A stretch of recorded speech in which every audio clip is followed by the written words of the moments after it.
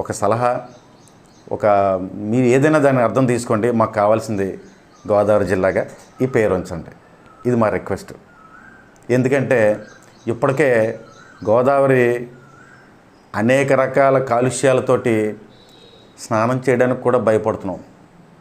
ఇంచుమించు వారంలో 4 రోజులు స్నానం చేయకుండా ఎప్పుడు గోదావరిలో, మా పొలాలన్నీ గోదావరి పక్కనే మా చిడిపి గ్రామంలో ఉండేవి.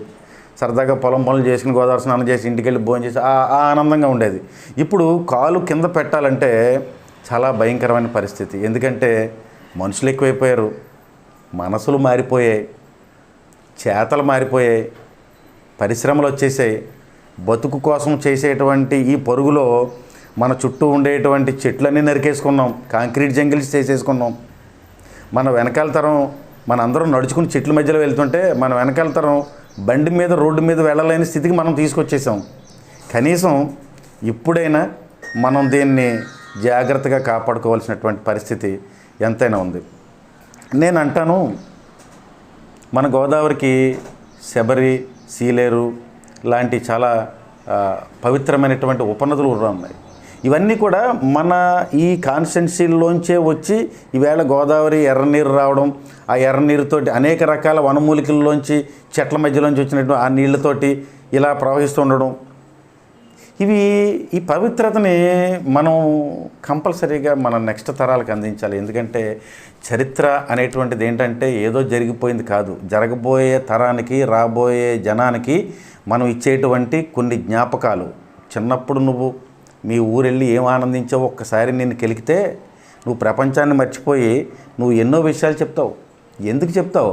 నా చిన్నతనం, నేను అనుభవించింది, నా ఆనందం, నా అనురాగం, నా మనుషులు, నేను చేసేటువంటి పనులు అన్నీ నీకు గుర్తుకొస్తాయి. కాబట్టి ఇదే ఇద్దాం, ఇదే పేరు ఉంచుకుంటే 10 మందికి మనకు ఉపయోగపడదాం. ఓకే, తూర్పు పశ్చిమ కాదు, గోదావరి జిల్లా బాగుంది కదా పేరు.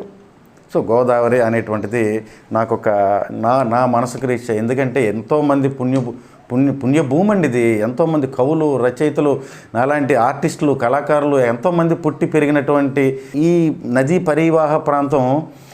మేము ఏదైనా ఊరు వెళ్ళినప్పుడు అలా జస్ట్ ఆ ట్రైన్లోంచి ఆ గోదావరి అన్న శబ్దం అలా వస్తుంది అనేసరికి ఎంత నిద్రలో ఉన్న వాళ్ళైనా లేచి అలా చూస్తాం. ఈ చూసేటువంటి మనసు ఎప్పుడు ఉంటుందంటే నలుగురు దాని యొక్క శ్రద్ధ వహించినప్పుడు, దాన్ని బాగు చేసుకోవాల్సినప్పుడు.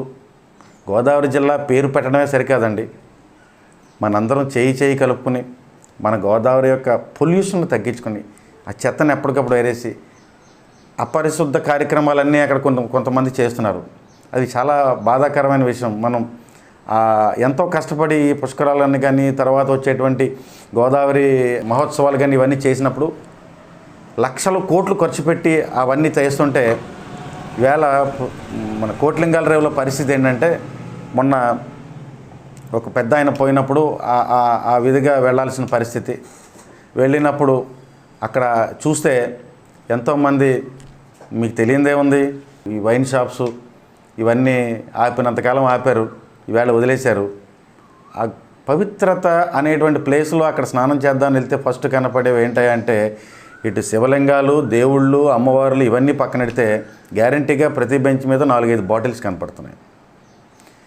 ఉన్న టైల్స్ ఈవేళ నేను అక్కడ కూర్చుని అలా చూసిన చోట సుమారు ఒక 30-40% టైల్స్ పోయాయి. మరి అవి ఎవరైనా దొంగిలించారా, లేకపోతే ఆ టైల్ అన్న పదమే పోయింది అక్కడ. ఇప్పుడు ఉండి ఇరిగిపోతే దాన్ని ఏదైనా చేసుకోవచ్చు. అంటే మనిషి యొక్క కుశాగ్ర బుద్ధిని ఇంకొకసారి మీరు మనందరం చర్చించుకోవాల్సిన అవసరం. మన ఇంటిని మనం ఎంత శుభ్రపరచుకుంటాం, మన వీధిని మనం చూసుకుంటూ ఉంటామే. అవేర్నెస్ వచ్చింది, ఇప్పటిలోనే మార్పు వచ్చింది జనాల్లో. ఇంకొంచెం ఎదరికెళ్దాం. ఇవన్నీ కూడా మనం సంపాదించింది కాదు, మన పూర్వీకులు చేసినటువంటి పుణ్య ఫలాల ఫలితంలో వచ్చాయి. వీటన్నిటిలోనూ కూడా మన పార్టిసిపేషన్ చాలా ఉండాలి.